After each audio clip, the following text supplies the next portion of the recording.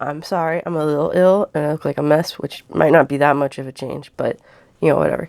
So, this book review is about a book called A Royal Recluse. It's about Ludwig II of Bavaria, and this took a lot out of me. I'm pretty sure it was written in 1936, because it says it's to commemorate the 50th anniversary of his death. And so that's what I'm going with based on the information that I learned in this book. It has 271 pages, and it's by Werner Bertram. Yeah. Bertram, my guy, is... So I'm pretty sure he's a royalist. I'm just going to say that. Because he takes Ludwig's side on a lot of things, and I don't think he makes compelling arguments for some of those things. But so here's the thing. I don't know anything about Ludwig II other than the stuff that I've that I've read in this book. I actually had YouTube recommendations about stuff that he did, and I've been putting off watching them because I want to just go off what's in this book and then be surprised about anything else. But that being said, I wrote 9 little pages of notes. And I am just going to read you those because I think it'll help you go through what I was going through while I was reading this book, okay? Okay.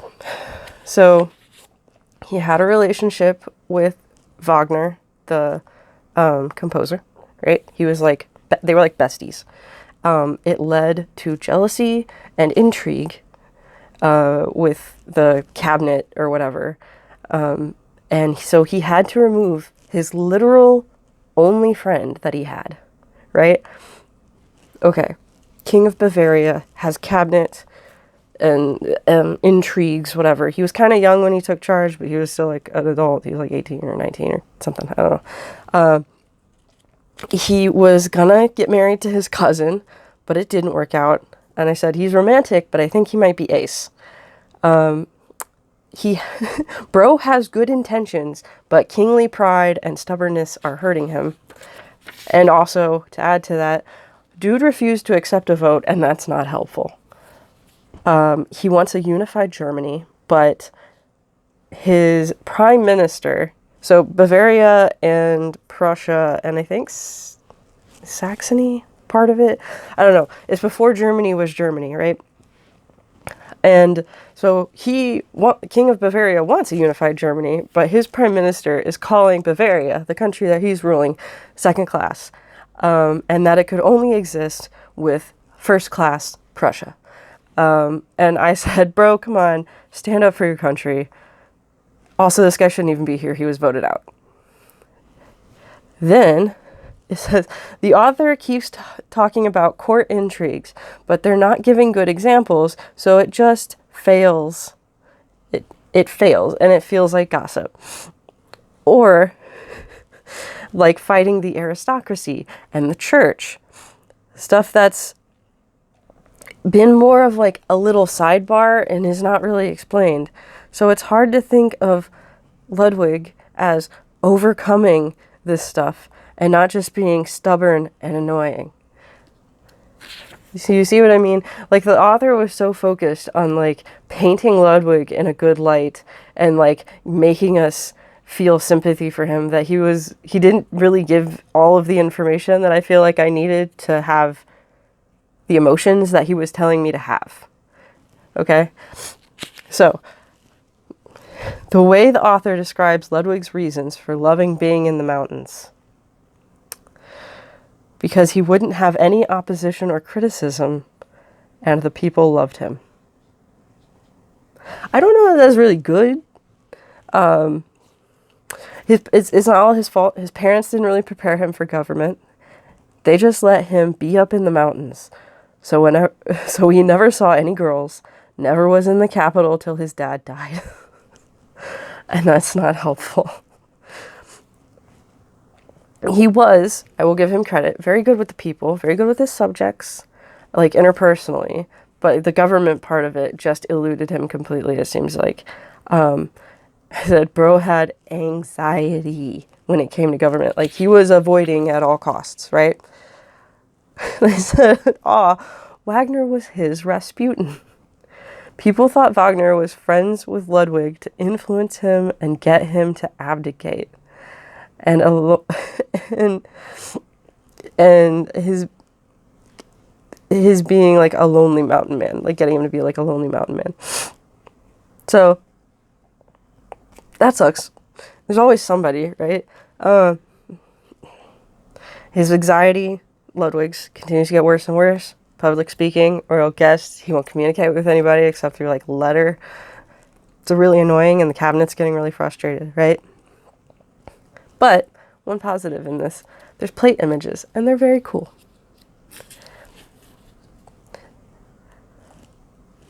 So, after Ludwig had the princes and everyone come together to make King of Prussia the Emperor of Germany, so they're like a state in an empire now. The Bavarians, who were pro-country, were mad at him, so he just gave up and no longer had his heart or personal touch in his role. Cool. Like, you gotta be above this. It's like any criticism that he had, he's just like, and left and was like, no, I can't handle this. I'm gonna go be in the mountains. And I understand if like he's got like super duper anxiety and everything, but like he has no like self-reflection, it seems like, of I have super duper anxiety and maybe I need to like put people in charge or listen to my subjects when in the cities and stuff, or listen to at least some of my cabinets so I don't get like plotted against. Foreshadowing. So Ludwig, our friend, did build some castles. He built Neuschwanstein, which is a castle I've always wanted to visit. It's really cool. And apparently he was a really good architect, or at least really into it. Back to how the writer is going, the way this is written can be confusing. It's not all in chronological order. Chapters are in themes. At the beginning of the book especially, the chapters do not go in order. So it doesn't all make sense. He just kind of themes the chapters, and it's a little kajumbled or whatever until like a certain point, and then it kind of seems like it goes from there. I don't understand that. Ludwig continues to be super introverted, has his own inner world, which is fine, but like his was a lot. So like just show you, like emphasize that he's all in the brain, right? And I said, unfortunately, he's also the king of a country. So his castles did help give Munich artists a reputation in Europe. That was a plus, right? I said the author talks like this guy built the castles for the people, not at all himself. And I just gotta say, I'm gonna call BS on that. Ludwig really wanted these castles, and he wanted his people to experience like art and be appreciative and everything. Unfortunately, we will see why that is not exactly gonna pan out. I just keep talking about he's got like terrible social anxiety. Like this guy, I feel really bad. And the author is very partial to the king, and maybe he understood the social anxiety. Like I don't know, but it felt very royalist and more like he could do nothing wrong kind of thing. The building projects, here we go, were putting the country in debt. The author blames the finance minister for not finding a way to balance the budget when he'd already needed to get a loan for the government the year before. So, and then the finance minister made the financial situation public. The king ignored him, so the financial minister threatened to resign.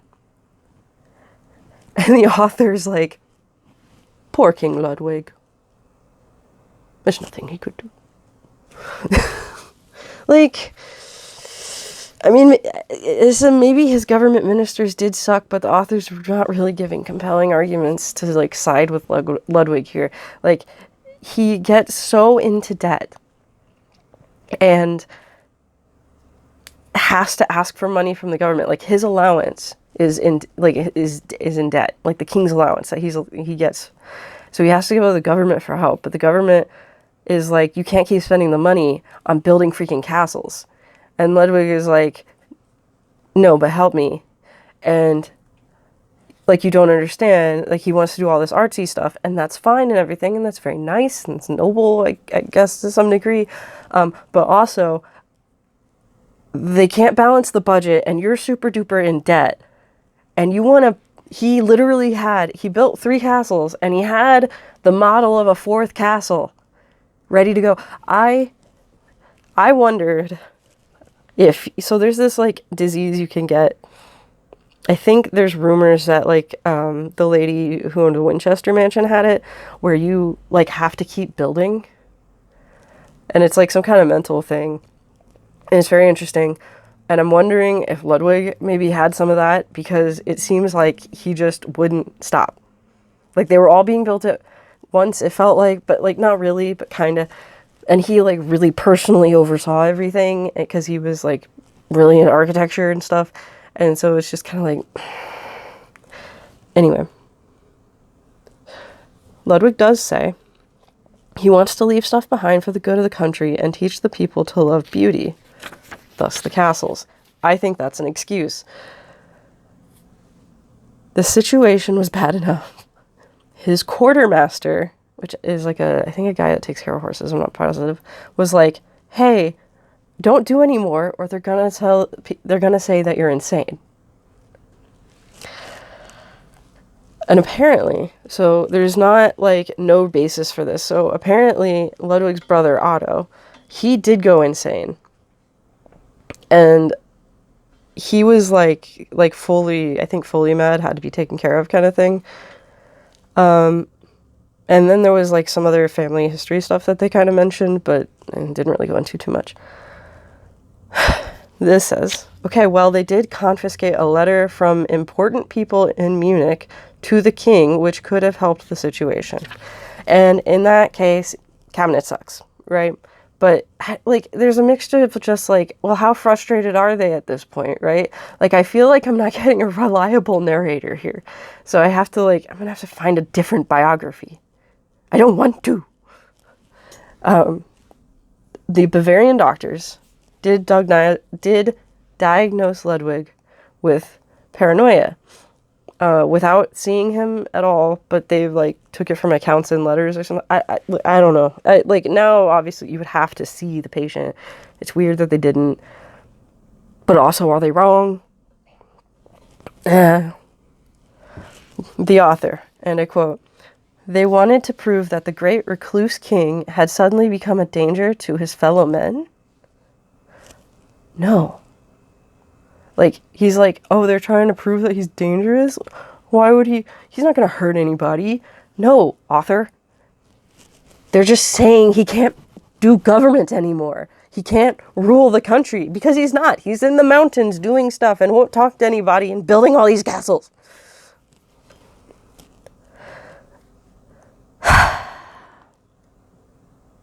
Oh, sorry. There was another quote, but there's a thing before that.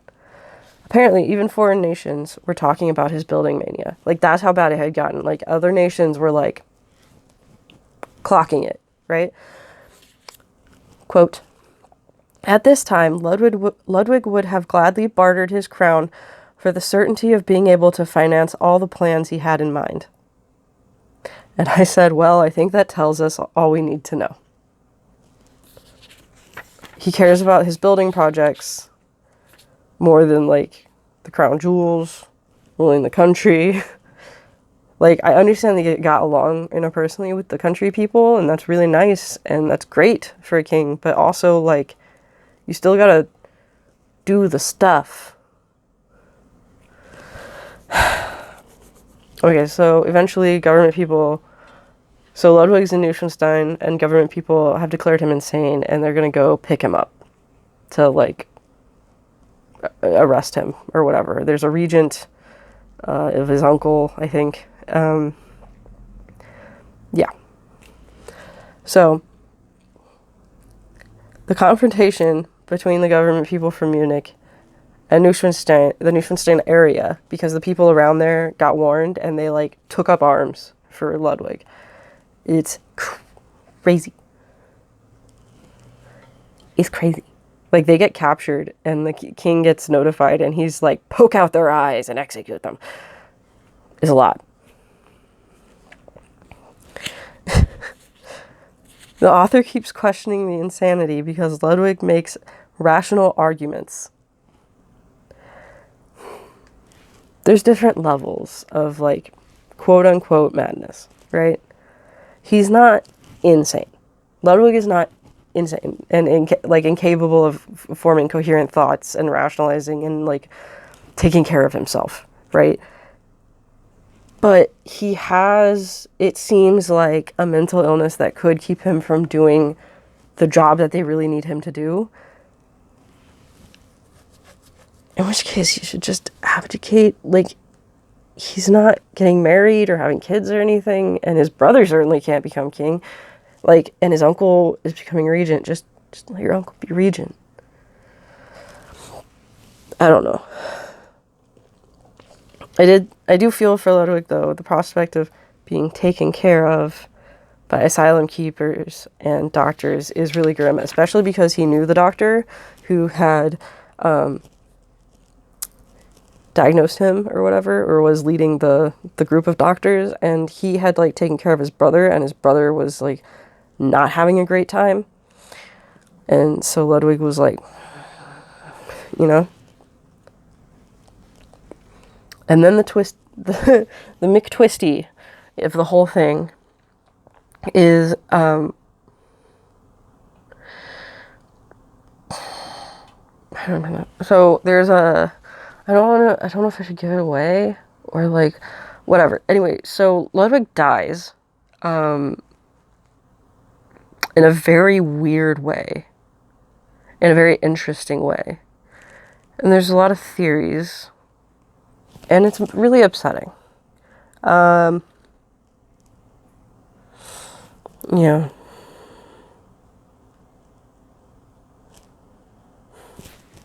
But that's basically it. And then the author makes more arguments about why Ludwig's spending was okay, actually.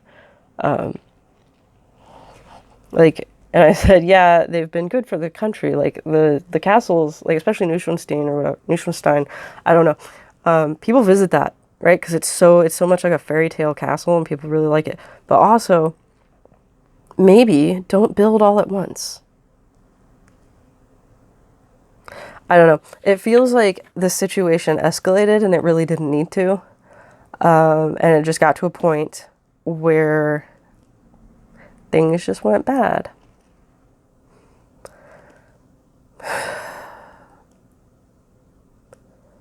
I would highly recommend finding a better biography of Ludwig II. And read that, because it is very interesting and crazy, kind of.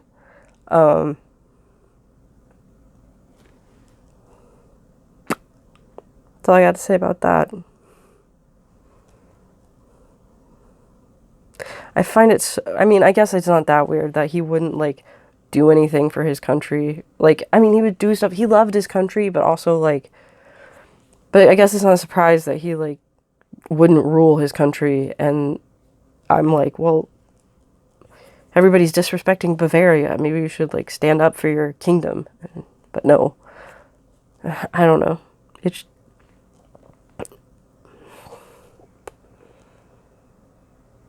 If you're German or from Germany and you have any information about why some of this is, like,